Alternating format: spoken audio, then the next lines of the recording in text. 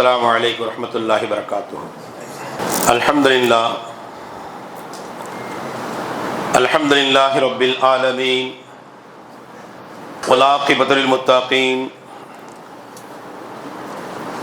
اللهم صل على محمد وعلى آل سيدنا محمد وبارك وسلم عليه. أما بعد فقد قال الله تعالى في القرآن العظيم والفرقان المجيد: فأعوذ بالله من الشيطان الرجيم بفضل بسم الله الرحمن الرحيم. إن أول بيت وضع للناس للذي ببكة مباركا وهدى للعالمين فيه آيات بينات مقام إبراهيم ومن دخله كان آمنا ولله على الناس حج البيت من استطاع إليه سبيلا ومن كفر فإن الله غني عن العالمين. وقال نبينا محمد رسول الله صلى الله عليه وسلم: إن الإسلام يهدي ما كان قبله وإن الهجرة تهدي ما كان قبلها وإن الحج يهدي ما كان قبله. صدق الله المولانا العظيم وصدق رسوله النبي الكريم ونحن على ذلك من الشاهدين والحمد لله رب العالمين. صلاة என்னும் கருணையும் சலாம் என்னும் ஈடேற்றமும் நபிகள் பெருமானார் ரசூலுல்லாஹி ஸல்லல்லாஹு அலைஹி வஸல்லம் அவர்கள் மீதும்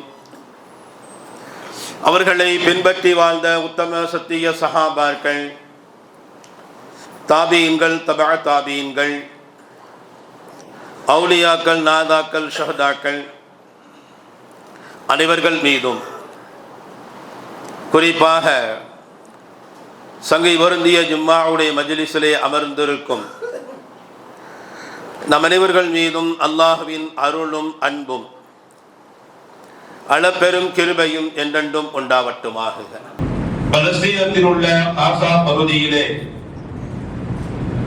நடைபெற்றுக் கொண்டிருக்கக்கூடிய அக்கிரமம், அநியாயம்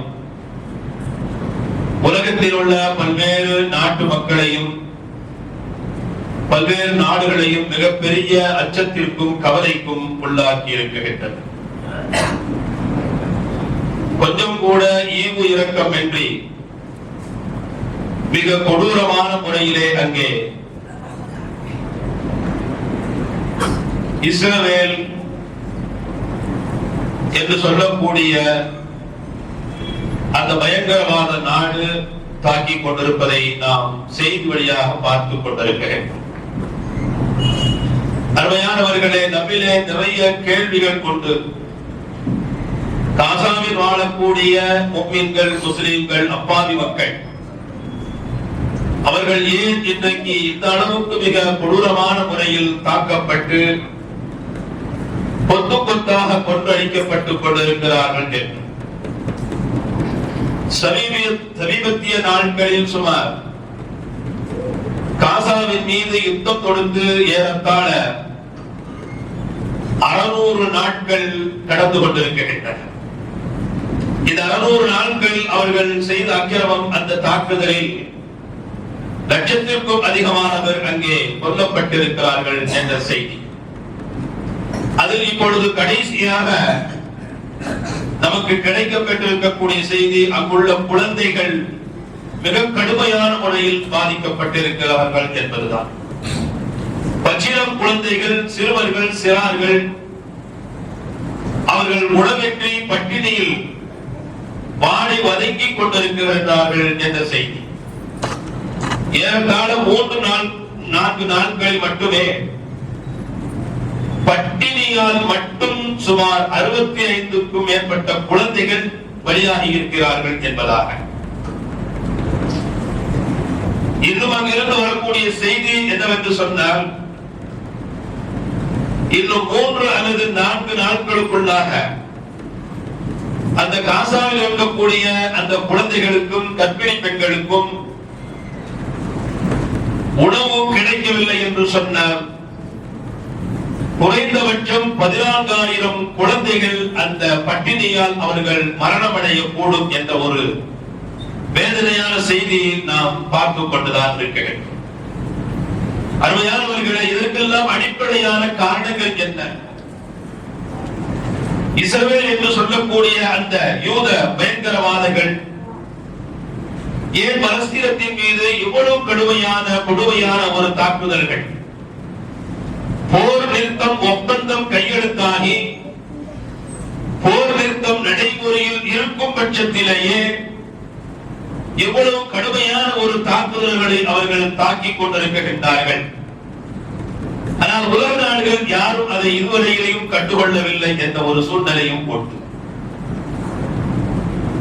என்று சொன்னால் அவர்கள் மிகப்பெரிய பயங்கரவாதிகள். உலகத்திலே யூதர்களை பற்றி அல்லாஹ் ஜல்ல ஷானஹு வ தஆலா திருக்குர்ஆன் ஷரீஃபிலே சொல்லுகின்ற பொழுது, உலகத்தில் அவர்களை விட மிக பயங்கரமான பயங்கரவாதிகள் வேறு யாரும் இல்லை என்பதாக அல்லாஹ் குர்ஆனிலே சொல்லி காட்டுவார்.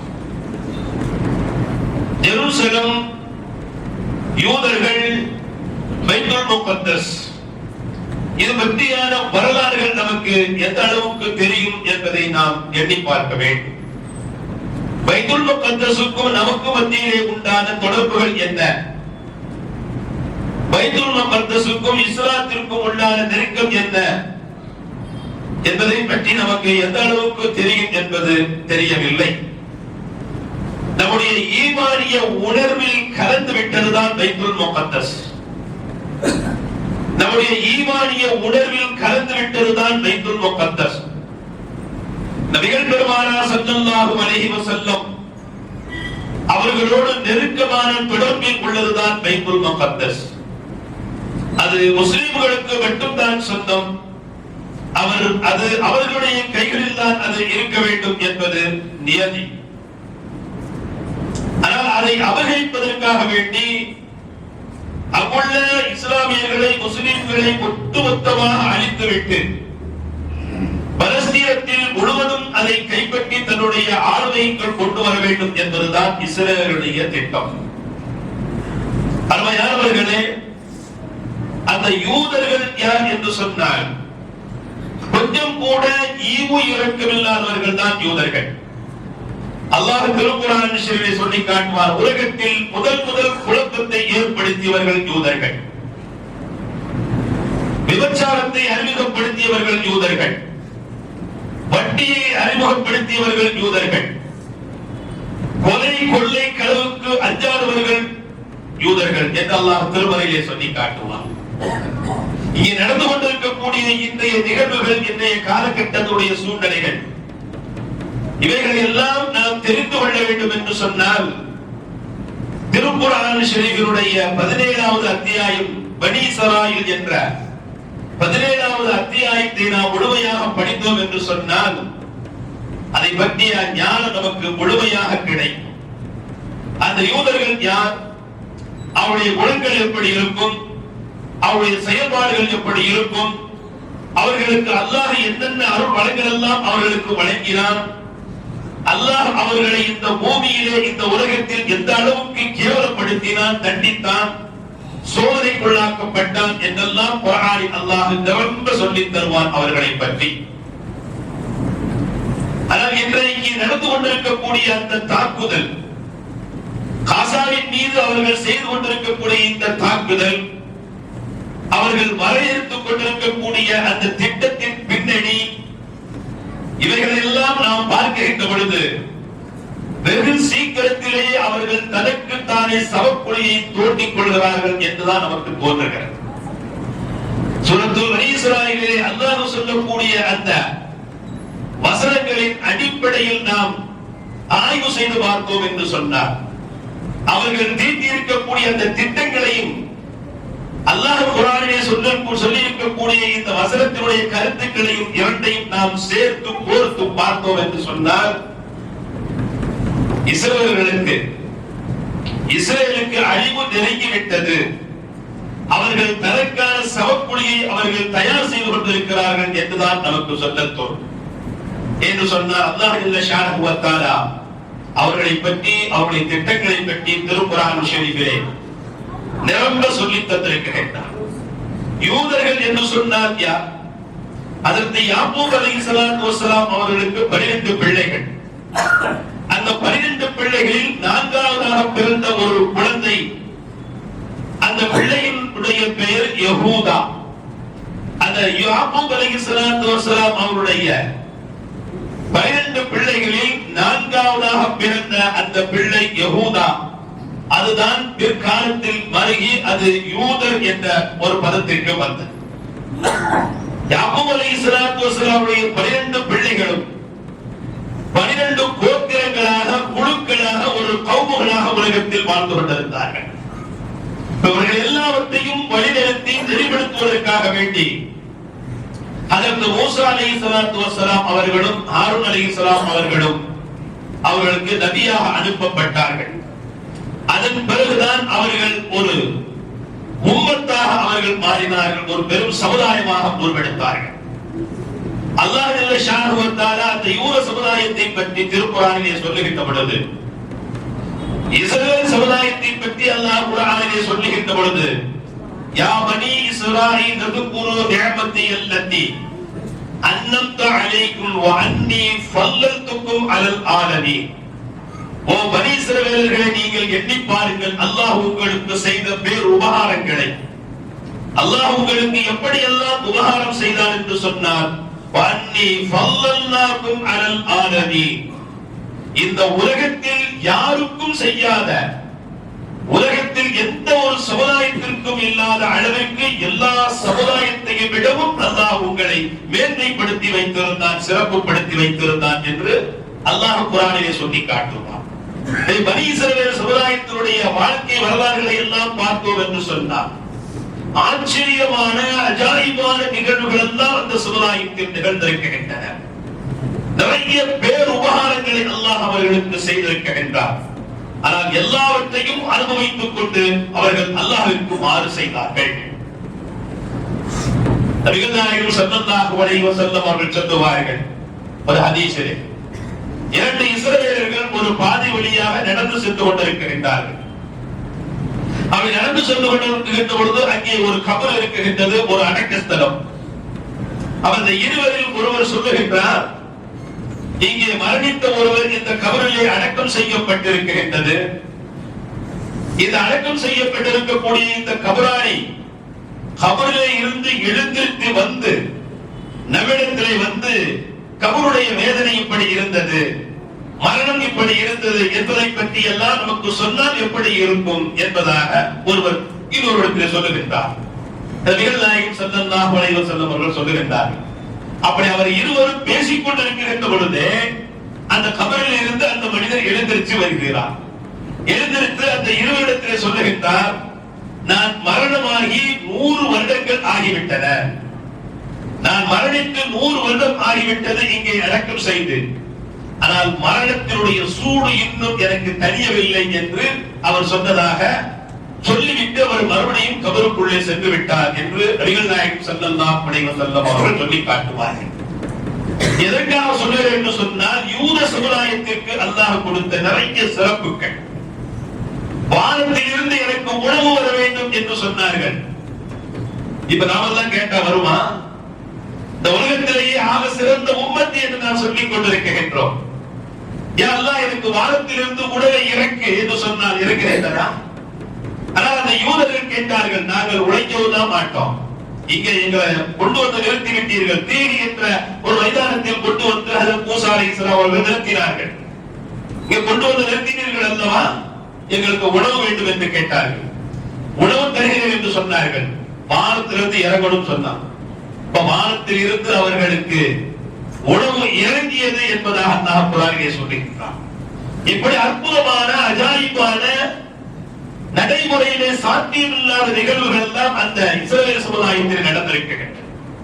நபிகள் நாயகம் ஸல்லல்லாஹு அலைஹி வஸல்லம் அவர்கள் தங்களுடைய தோழர்களுக்கு, சஹாபா பெருமக்களுக்கு ஒவ்வொரு காலகட்டங்களிலேயும் பனி இஸ்ரவேல் சமுதாயத்தில் இப்படி ஒரு நிகழ்வு நடந்தது என்று பல அற்புதமான நிகழ்வுகளை பெருமானார் அவர்கள் சொல்லி காட்டியிருக்கிறார்.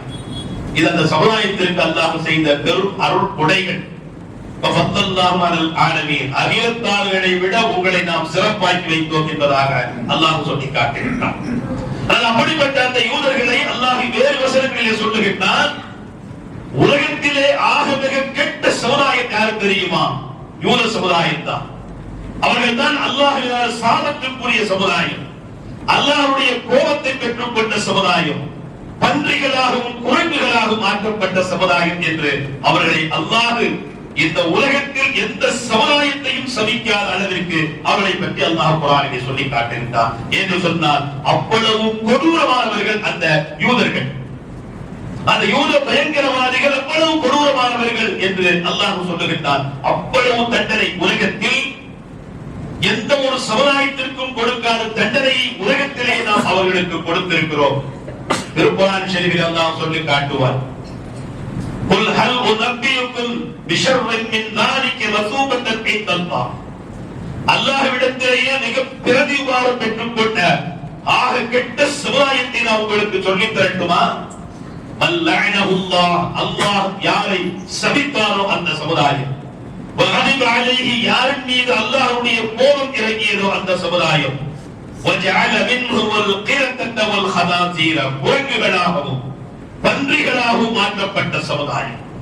அவர்கள் தான் யூத சமுதாயம் என்று அல்லாஹ் திருக்குர்ஆன் ஷரீஃபிலே அவர்களுக்கு ஏற்பட்ட சாபத்தை பற்றி, அவர்களுடைய தண்டனையை பற்றி அல்லாஹ் குர்ஆனிலே சொல்லி காட்டுகின்றார். ஆக உலகத்தில் ஆக மிகச் சிறந்த சமுதாயமாக விளங்கினார்கள் அந்த யூத சமுதாயம். பல்வேறு அருள் கொடைகளை அவர்களுக்கு அல்லாஹ் வழங்கினார். ஆனால் எல்லாவற்றையும் அவர்கள் அனுபவித்துக் கொண்டு அல்லாஹ்விற்கு மாறு செய்தார்கள். அல்லாஹ்விற்கு அவர்கள் எந்த அளவுக்கு மாறு செய்தார்கள் என்று சொன்னார், எந்த அளவுக்கு அவர்கள் கொடூரமானவர்கள் என்று சொன்னார், நபிமார்களை கொலை செய்தார்கள். அல்லாஹ் குர்ஆனிலே சொல்லி காட்டுவார்.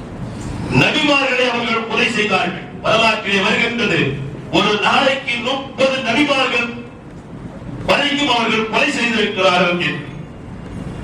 உலகத்தில் எத்தனையோ சமுதாயங்களை அல்லாஹ் வைத்திருக்கின்றான். ஆனால் பனி இஸ்ரவேல் சமுதாயத்தில் மட்டும்தான் 10,000த்திற்கும் அதிகமான நபிமார்கள் அந்த சமுதாயத்திலே தான் அல்லாஹ் தோன்றினார். ஒரு சமுதாயத்திற்கு அல்லாஹ் ஒரு நபிமார், 2, 3 இந்த நபிமார்களை அல்லாஹ் அனுப்பி வைப்பது உண்டு.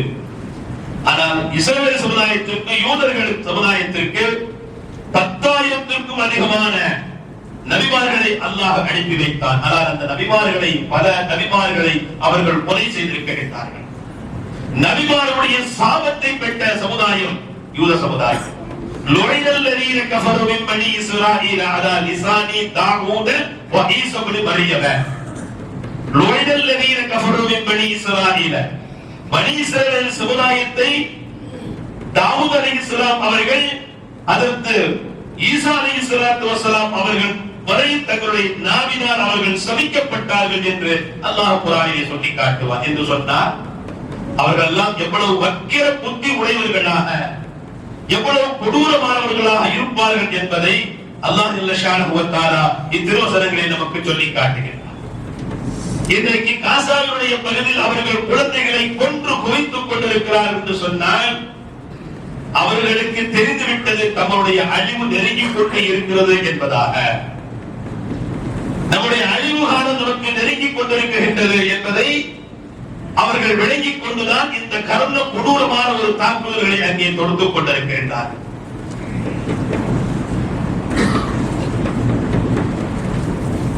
இஸ்ரவேலுடைய ஒரு அமைச்சர் ஜெருசலத்திற்கு வருகின்றார், பைத்துல் முகத்தஸ். அங்கே வருகின்ற பொழுது, அங்கே சுற்றி பார்த்துக் கொண்டிருக்கின்ற பொழுது ஒரு சிறுவர் அந்த இஸ்ரவேலுடைய அமைச்சரை நேரடியாக சந்தித்து அவர் சொல்லுகின்றார், அந்த சிறுவர், எங்கள் கையினால் தான் நீங்கள் கொலை செய்யப்படுவீர்கள் என்று எங்கள் நபி முகமது நபி ஸல்லல்லாஹு அலைஹி வஸல்லம் அவர்கள் சொல்லி இருக்கிறார்கள் என்று நேருக்கு நேராக சொல்லுகின்றார். அது அமைச்சரை பார்த்து நேராக சொல்லுகின்றான், எங்கள் கையினால் தான் நீங்கள் கொலை செய்யப்படுவீர்கள் என்று முகமது நபி அவர்கள் சொல்லி இருக்கிறார்கள் என்பதாக சொன்னார். அதற்கு அவர் என்ன பதில் சொன்னார் தெரியுமா? அதுதான் ஆச்சரியத்தில் மிகப்பெரிய ஆச்சரியம். அதற்கு அந்த அமைச்சர் பதில் சொன்னார், அது எனக்கும் தெரியும் என்பதாக சொன்னார். அது எனக்கும் தெரியும், ஆனால் அதற்கு முன்பாக எந்த அளவுக்கு உங்களை கொன்று அழிக்க முடியுமோ அந்த அளவுக்கு நாங்கள் உங்களை கொன்று அழித்து விடுவோம் என்பதாக சொன்னார். இஸ்ரவேல் சமுதாயத்தினுடைய யூதருடைய பழக்க வழக்கங்களே தனக்கு ஏதாவது எதிர்ப்புகள் வரும் என்று சொன்னால் ஆரம்பத்தில் அவர்கள் கொல்ல நினைப்பது குழந்தைகளைத்தான். இது ஃபிரௌனுடைய காலத்திலிருந்து தொன்று தொட்டு நடந்து வரக்கூடிய நிகழ்வுகள். நம்ரூதுடைய காலத்திலும் நடந்திருக்கின்றன. ஃபிரௌன் தன்னுடைய ஆட்சி அதிகாரத்துக்கு எதிராக ஒரு சக்தி உருவாகிறது என்ற காரணத்திற்காக வேண்டி லட்சக்கணக்கான ஆண் குழந்தைகளை கொன்று குவித்தவன் ஃபிரௌன். ஃபிரௌன் ஒரு கனவு காண்கிறான். ஒரு மிகப்பெரிய நெருப்பு கிழக்கிலிருந்து உதித்து அது மேற்கு நோக்கி வந்து கொண்டிருப்பதாக, தன்னுடைய அரண்மனையை நோக்கி வருவதாக அவன் கனவு கண்டான். அந்த கனவுக்கு விளக்கம் கேட்கின்ற போது விளக்கம் சொல்லக்கூடியவர்கள் சொன்னார்கள், ஒரு ஆண் குழந்தை ஒன்று பிறக்க இருக்கின்றது. ஃபிரௌனுடைய காலத்தில் இரண்டு சமுதாயம், ஒன்று கிபுத்தி, இன்னொன்று பனி இஸ்ராயீல், இரண்டு சமுதாயம். கிபுத்தி என்பது ஃபிரௌனுடைய கோத்திரத்தை சார்ந்தவர்கள், உயர் ஜாதியை சார்ந்தவர்கள். பனி இஸ்ராயீல் என்பது அவன் தன் அடக்கி ஆளுமைக்கு வைத்திருக்கக்கூடிய தாழ்த்தப்பட்ட ஒரு சமுதாயம், பனி இஸ்ராயீல் என்ற ஒரு சமுதாயம். அந்த கனவுக்கு விளக்கம் சொல்லப்பட்டது, இஸ்ராயேலுடைய சமுதாயத்திலிருந்து ஒரு ஆண் குழந்தை பிறக்க போது அந்த ஆண் குழந்தை பிறந்து உன்னுடைய ஆட்சி அதிகாரத்திற்கு முடிவு கட்டும் என்பதாக. உடனே இஸ்ரவேல் சமுதாயத்தில் பிறக்கக்கூடிய எல்லா ஆண் குழந்தைகளையும் கொலை செய்யுங்கள் என்று ஃபிரௌன் உத்தரவு போட்டார். ஒரு நீண்ட நெடிய வரலாறு. பல கட்டங்களில் பல நேரங்களில் இதையெல்லாம் நாம் வாசித்து இருக்கின்றோம், படித்து பார்த்திருக்கின்றோம், பல பயான்களை நாம் கேட்டு இருந்திருக்கிறோம். லட்சக்கணக்கான ஆண் குழந்தைகளை ஃபிரௌன் கொன்று குவித்தான். ஏன் தெரியுமா? தனக்கு அழிவு வந்துவிடும் என்பதற்காக பயந்து, தன்னை அழிப்பதற்கு ஒரு சக்தி உருவாகிவிடக் கூடாது என்பதற்காக அதை அழிக்க வேண்டும் என்று. ஆனால் அல்லாஹ்வுடைய நாட்டம் குழந்தையை பிறக்க வைத்து அவனுக்கு அழிவை ஏற்படுத்த வேண்டும் என்று அல்லாஹ் முடிவு செய்து விட்டான். அதற்கு மூசா அலைஹிஸ்ஸலாம் அவர்கள் பிறந்தார்கள். துரதிர்ஷ்டம், அவருடைய வீட்டிலேயே மூசா அலைஹிஸ்ஸலாம் அவர்கள் வளர்ந்தார்கள். அதுதான் அல்லாஹ் சூழ்ச்சியாளருக்கெல்லாம் மிகப்பெரிய சூழ்ச்சியாளர் என்று சொல்லுகிறான். அல்லாஹ் எந்த குழந்தை பிறந்து நம்முடைய ஆட்சியை முடிவுக்கு கொண்டு வருவோம், அதை கொலை செய்ய வேண்டும் என்று நினைத்தாலும் அந்த குழந்தை பிறக்கவும் செய்தது. ஒரு கட்டத்தில் அந்த குழந்தை மூசா அலைஹிஸ்ஸலாம் ஃபிரௌனுடைய மாளிகையிலேயே வளர்ந்தார்கள். அதற்கு மூசா அலைஹிஸ்ஸலாம் கடைசியில் ஹஜ்ரத் மூசா அலைஹிஸ்ஸலாம் அவர்கள் ஃபிரௌனை மிக கொடூரமான முறையில் எதிர்த்தார்கள், யுத்தம் செய்தார்கள், பல்வேறு விதமான உபதேசங்கள் செய்தார்கள். கடைசியில் அவன் செங்கடலில் ஹஜ்ரத் மூசா அலைஹிஸ்ஸலாத்து வஸலாம் அவர்களால் மூழ்கடிக்கப்பட்டார். அவனுடைய கனவு பலித்தது. ஆனால் இன்றைக்கு காசாவில் அதுதான் நடந்து கொண்டிருக்கின்றது. ஃபிரௌன் எப்படி குழந்தைகளை எல்லாம் கொண்டு குவித்துக் கொண்டிருந்தாலும் குழந்தைகளை கொல்லக்கூடியவன் யாராக இருக்க முடியும்? உள்ளத்தில் கொஞ்சம் கூட ஈவு இரக்கம் இல்லாதவன் தான் குழந்தைகளை கொல்ல முடியும். பச்சிலம் குழந்தைகள் உணவையின்றி இன்றைக்கு காசாவிலே 14,000க்கும் அதிகமான குழந்தைகள் தவித்துக் கொண்டிருக்கிறது என்பதாக சொல்லப்படுகிறது. 2 அல்லது 3 நாட்களுக்குள்ளாக அவர்களுக்கு தேவையான உணவு அங்கே கிடைக்க வேண்டும். அது கிடைத்து விட்டது என்று சொன்னால் பரவாயில்லை, அது கிடைக்கவில்லை என்று சொன்னால் 14,000 குழந்தைகள் பட்டினியின் காரணமாக உணவின்றி சாகுவதற்கு அங்கே தயாராக இருக்கிறார்கள் என்று அறிக்கை சொல்லுகின்றது. ஆனால் அந்த உணவை காசாவிற்குள் அனுப்பாமல் தடுத்து நிறுத்தி வைக்கப்பட்டிருக்கின்றது என்று சொன்னால் அவர்களுக்கு புலி குழந்தைகளை கொல்வது, பெண்களை கொல்வது, 200 சமுதாயம் அங்கே உருவாக கூடாது என்பதுதான். இன்னொரு சமுதாயம் அங்கே உருவாகிவிட்டது என்று சொன்னால் நமக்கு அழிவு ஏற்படும். நம்முடைய அழிவை தடுத்து நிறுத்துவதற்கு எந்த வழி என்பது இதுதான். அதுதான் ஃபிரௌன் கண்டுபிடித்த அந்த வழி. ஆனால் அந்த வழியில் ஃபிரௌன் எப்படி தோல்வியை கண்டானோ அதே வழியில் இன்றைக்கு இஸ்ரேலும் தோல்வியை காணும் என்பதில் எந்த விதமான சந்தேகம் இல்லை. அல்லாஹ் ஜல்ல ஷானஹு வ தஆலா திருக்குர்ஆன் ஷரீஃபிலே சூரத்துல் பனி இஸ்ராயீல் என்ற 17வது அத்தியாயத்தை நீங்கள் படித்து பார்த்தால் உங்களுக்கு தெரியும். فَإِذَا جَاءَ وَعْدُ أُولَاهُمَا بَعْثًا عَلَيْكُمْ عِبَادًا لَنَا أُولِي بَأْسٍ شَدِيدٍ فَجَاسُوا خِلَالَ الدِّيَارِ وَكَانَ وَعْدُ مَفْعُولًا. இரண்டு முறை உங்களுக்கு வாக்களிக்கப்பட்டிருக்கின்றது. முதல் முறை உங்களுக்கு வாக்களிக்கப்பட்ட அந்த வாக்குறுதிகள் நிறைவேறிவிட்டது. ஒரு காலத்தில் யூதர்கள் ஜெருசலத்தை பைத்துல் முகத்தஸை சூழ்ந்து கொண்டு அக்கிரமம் செய்து கொண்டிருந்த பொழுது அங்கே புகுந்து வீடுகளில் நுழைந்து ஒவ்வொரு யூதர்களையாக கொலை செய்து முற்றிலும் அவர்களை துடைத்தெறிந்து வெளியாக்கி விட்டார்கள். அது ஒரு நிகழ்வு நடந்து முடிந்து விட்டது. இன்னொரு நிகழ்வும் உங்களுக்கு நிகழ இருக்கிறது என்று அல்லாஹ் குர்ஆனிலே சொல்லி காட்டுகின்றான். وَإِنْ أَسَعَكُمْ فَلَهَا فَإِذَا جَاءَ وَعْدُ الْآخِرَةِ لِيَسُوءُوا وُجُوهَهُمْ. இரண்டாவது முதலையான ஒரு தாக்குதல் உங்களுக்கு வருகின்ற பொழுது உங்கள் முகங்கள் எல்லாம் சோகத்தில் ஆழ்ந்திருக்கக்கூடிய சூழ்நிலையில் லியதுகுல் மஸ்ஜித கமா தகலு அவ்வல் மர்ரத்தின், ஆரம்பத்தில் எப்படி உள்ளே நுழைந்தார்களோ அதுபோன்று இரண்டாம் முறையும் உள்ளே நுழைந்து உங்களை முற்றிலுமாக அவர்கள் துடை தெரிவார்கள். அந்த காலம் வரும் என்பதாக அல்லாஹ் குர்ஆனிலே சொல்லி காட்டுகிறார். நபிகள் நாயகம் ஸல்லல்லாஹு அலைஹி வஸல்லம் அவர்கள் சொல்லி காட்டுவார்கள், தீனை நிலைநாட்டுவதற்காக வேண்டி, மார்க்கத்தை நிலைநாட்டுவதற்காக வேண்டி ஒரு சமுதாயம் தன்னுடைய கடைசி காலம் வரைக்கும் யுத்தம் செய்து கொண்டே இருக்கும் என்பதாக, அல்லாஹ்வுடைய பாதையில் அவர்கள் போரிட்டுக் கொண்டே இருப்பார்கள் என்று சொன்னார்கள். இடத்திலே கேட்கப்பட்டது அது யார் என்று கேட்ட பொழுது நபிகள் நாயகம் ஸல்லல்லாஹு அலைஹி வஸல்லம் அவர்கள் சொன்னார்கள், பைத்துல் முகத்தஸை சுற்றி இருப்பவர்கள் தான் என்பதாக சொன்னார்.